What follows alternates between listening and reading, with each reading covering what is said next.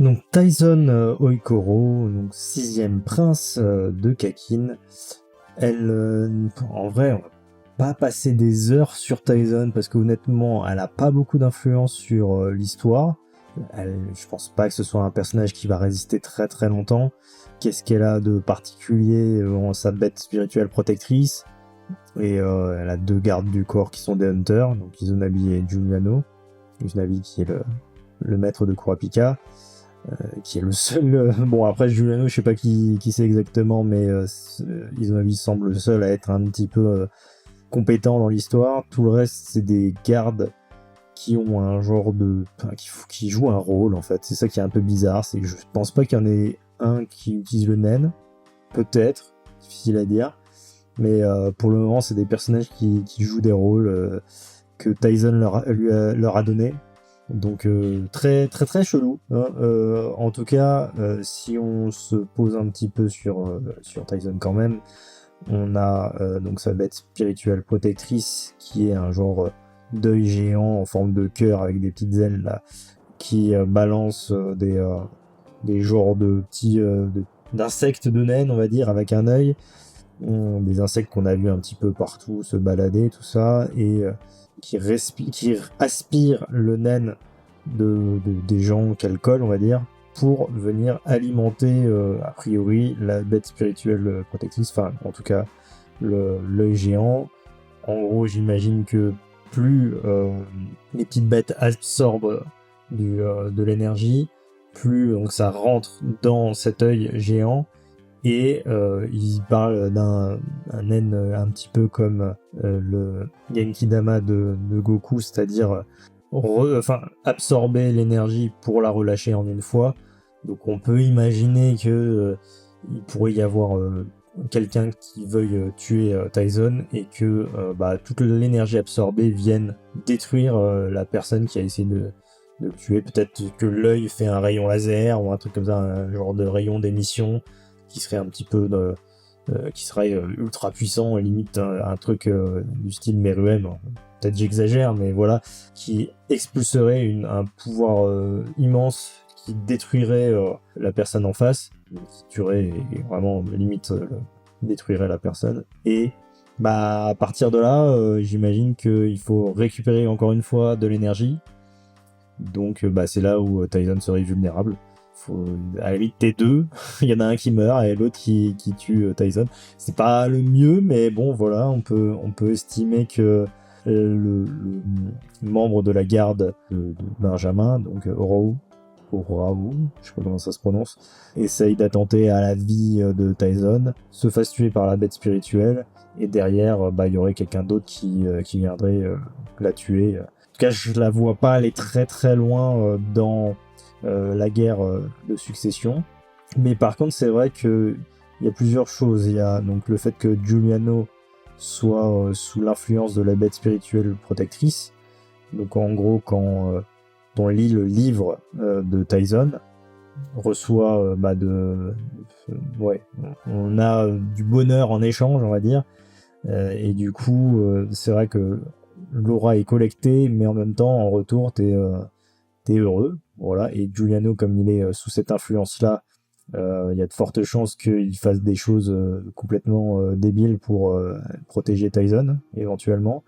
Bon, peut-être qu'à ce moment-là, si Tyson est attaqué, il se mettra vraiment en danger, alors que bon, un Hunter aurait essayé, mais sans plus non plus, je pense. Enfin, c'est peut-être une mauvaise théorie de ma part, mais enfin, je me dis que Giuliano pourrait aller peut-être un peu plus loin que juste défendre, peut-être, et y aller un petit peu trop franco, jusqu'à même peut-être mourir.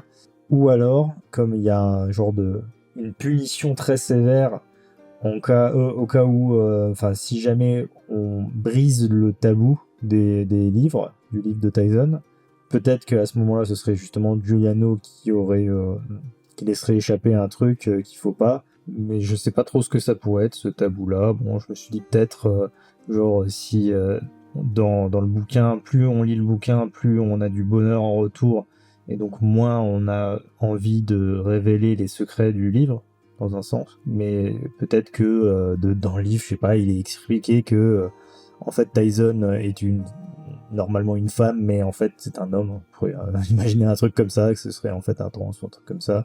Je sais pas si c'est un réel intérêt, mais bon, auquel cas si on dit que c'est un homme en public, peut-être que justement là le naine se retournerait contre la personne, genre Giuliano qui aurait dit ce secret-là. Bon après je dis ça comme ça, hein, mais ça peut être aussi, je sais pas, le secret qu'elle aime quelqu'un en particulier, qui est nommé peut-être dans le livre, genre. Alors j'espère que c'est pas quelqu'un de sa fratrie, ce serait vraiment chelou, mais je pense pas parce que dans le volume 34, elle dit quand même vouloir prendre part à la guerre de succession, même si c'est très succinct. Elle dit le nouveau roi, ce sera moi, un truc comme ça. Donc, bon, ça veut dire qu'elle est prête à tuer ses frères et sœurs, mais ça pourrait être quelqu'un d'autre, ça pourrait être quelqu'un de très influent, ou je sais pas, ça pourrait être un truc comme ça, et que elle veut le garder secret peut-être, c'est-à-dire un amour secret. Bon après on a quand même des personnages qui sont assez hauts en couleur, puisque on a Madovic qui serait qui joue le rôle d'un tueur à gages amnésique, Imanse qui joue le rôle d'une superstar, je sais pas comment on joue le rôle d'une superstar, enfin voilà, Enzel je sais plus, qui joue le rôle du petit frère du prince, qui n'existe pas, hein, puisque le Enzel n'est pas quelqu'un de la famille royale, donc c'est voilà. Yuga qui serait un genre d'enseignant renommé ou un truc comme ça, et un autre dont on ne connaît pas le nom qui joue le rôle d'un alien. J'ai du mal encore à comprendre à quoi ça sert. Effectivement, Giuliano, quand il a fini de lire le bouquin ou je sais pas quoi, Tyson lui a fait un genre d'anniversaire où il lui a dit t'as le droit de devenir plus ou moins qui tu veux, ce qui j'imagine il va peut-être le faire, on va peut-être le revoir et il aura une nouvelle personnalité, Giuliano, ou alors il se sera trouvé un nouveau but dans la vie, je sais pas. En tout cas, on a Madwick, c'est pas Madwick, c'est Madwick, qui est donc le tueur à gages amnésique.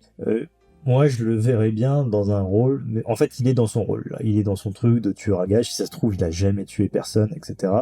Et ce serait pas étonnant que Tyson demande à ce mec-là d'aller tuer quelqu'un, ou alors qu'il le fasse de lui-même.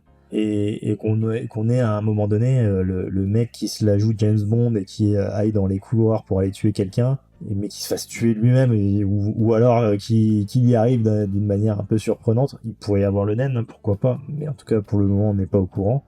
Ou alors que Izunabi soit derrière pour quand il voit que Madwick essaye de se la jouer solo, il soit derrière pour limiter les dégâts. À ce moment-là, si c'est le maître de Kurapika, il doit être quand même relativement balèze, donc il pourrait peut-être limiter la casse. Par contre, les autres, alors que Ansel soit le petit frère de Tyson, mis à part se faire kidnapper, je vois pas l'intérêt d'une telle information. J'ai un peu du mal avec ces personnages-là. Le fait que Imanse soit une star, pareil. En plus, il joue le rôle d'une star, donc il est pas vraiment une star. Alors c'est là où j'ai un peu de mal à comprendre l'intérêt du personnage. Bon, mis à part être à côté du prince et que ce soit bon qu'on nous nomme le personnage et ça lui donne un petit peu de profondeur rapidement pour un personnage secondaire. Je vois pas trop à quoi ça pourrait servir cette information. Pareil pour l'alien, voilà. Éventuellement le mec qui serait un enseignant renommé, bon, qui l'enseignerait le naine, mais je pense pas non plus. Parce que de toute façon, s'il y a quelqu'un qui doit enseigner le naine à quelqu'un d'autre dans le tas, ce serait Izunabi. Donc, sachant qu'en plus, Tyson a envoyé personne chez Kurapika pour apprendre le naine. Mais quand même, alors j'étais en train de reparcourir vite fait le tout dernier chapitre où on a un petit peu de Tyson dans le chapitre. Elle parle du fait que, alors je sais pas si la traduction est bonne, mais à cause de mon physique, on ne s'attend pas à ce que je mette des enfants au monde, et c'est très difficile à vivre pour ma mère, la quatrième reine. Donc potentiellement pourrait y avoir un truc avec le fait qu'elle puisse pas mettre des enfants au monde. Pas forcément que ce soit un mec, mais elle ait des problèmes, peut-être, je sais pas. En tout cas, voilà. C'est Catrono, donc la reine, la mère de Tyson, a l'air de vouloir quand même attaquer dans cette guerre de succession, mais bon, sauf que Tyson veut pas spécialement. Par contre, quand même, Izunabi demande à Tyson de distribuer le livre de Tyson un peu à tout le monde. Il se dit que ça peut peut-être avoir une influence, mais encore faut-il que les gens le lisent. Et je suis pas sûr qu'il y en ait beaucoup qui le lisent, honnêtement. Alors à moins qu'ils se fassent chier dans le bateau, ce qui est possible aussi, et qui lisent ça. Mais voilà. En tout cas, à partir du moment où on ouvre le livre, ça veut pas dire pour autant qu'on est sous l'influence de la bête de naine spirituelle, puisque Izenobi a ouvert le livre, a lu le début et elle l'a refermé. Donc il avait quand même encore à ce moment-là toute sa tête.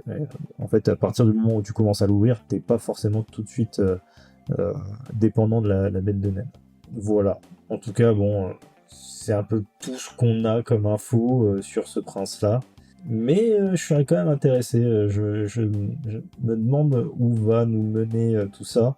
Par contre, en regardant le chapitre 400, je viens de voir un truc que j'avais pas vu. Bon, ça reste une anecdote pas si ouf que ça, mais bon. Derrière le dessin de Yuga, donc le mec là, qui se prétend être un enseignant, il y a un texte en français, donc ça a l'air d'être tiré d'un roman, un truc comme ça. Je pense que c'est Togashi qui a mis ça en fond, comme si voilà, le mec était hyper pointu, il connaissait tout. Je sais pas, ça c'est marrant, c'est la première fois que je pense la première fois que je vois du français dans Hunter. Mais bon, voilà. En tout cas, c'est un peu tout ce que j'ai à dire sur le prince Tyson. À mon avis, il va malheureusement pas survivre à cette guerre de succession. Mais j'aime bien le fait que quand même Togashi a mis pas mal de choses en place et après je sais pas comment ça va se passer à partir du moment où certains personnages vont mourir, un petit peu comme éventuellement si Tyson meurt. Est-ce que Izunabi et bon, potentiellement les autres, mais voilà, Izunabi en priorité parce que je pense qu'il va survivre.